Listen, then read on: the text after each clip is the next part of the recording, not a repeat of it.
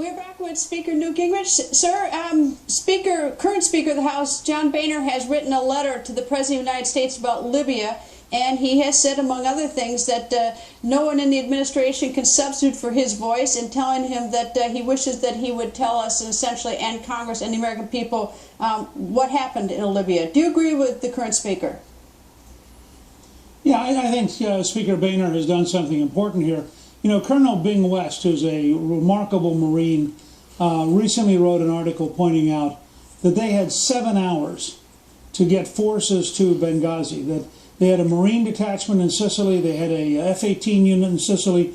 The F-18s could have been over the consulate in about an hour. The Marines could have landed in Benghazi in about 2 hours. The 2 SEALs who were killed don't die till 4 o'clock in the morning. The fact is we left the consulate with all sorts of secret documents uncovered, open to anybody.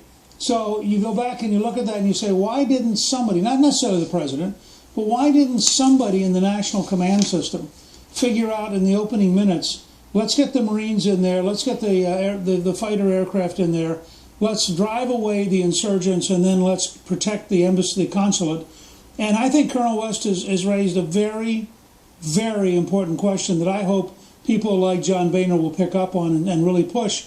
There's a missing 7 hours when lives could have been saved, American secrets could have been preserved, and something should have been done. And apparently not only was the president not available, neither was anybody else in the National Command Authority. Well, you know, it's so curious why the president hasn't spoken out. And I've gone through old transcripts. He went on Jon Stewart and he said, in part, what I've always tried to do is to make sure that we just get all the facts. Well, that's not true, because he went out with the video and that was never a fact. He goes on a few seconds later and says, every piece of information we get, as we got it, we laid it out for the American people. Well, that's not true. They got an email that night in which some terrorist group had at least claimed responsibility while they were not claiming that it was terrorism. So it's just not true. You know, he's left this big mystery for the American people, and you know, I'm anxious to hear, I mean, what happened? Well, it's not a big mystery.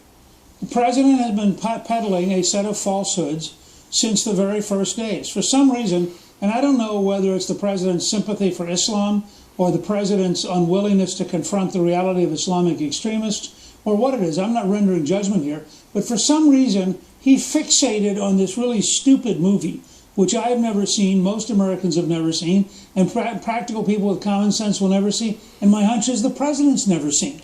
But if you look at his speech to the United Nations... But it's even more bizarre than that, because he fixated on it, but it wasn't like it was never mentioned in any emails. I mean, it's sort of like, it was mentioned at something that might have been a protest way over in Cairo, Egypt. I mean, there was never any suggestion that there was a video here. I mean, that's what was so bizarre about it. I think in their minds, I think this is a psychological problem, not a policy problem. I think in their minds, Obama and his top people had this image that they could explain all the problems in the Middle East as America's fault. Once again, we had done something bad. Once again, they had to apologize to the U.S. I mean, look at his speech to the UN, which is frankly an embarrassment. I mean, here's a guy who, and you can see he's in personal pain. It's as though he's personally offended by the attack on Islam, and it's personally, emotionally engaged him.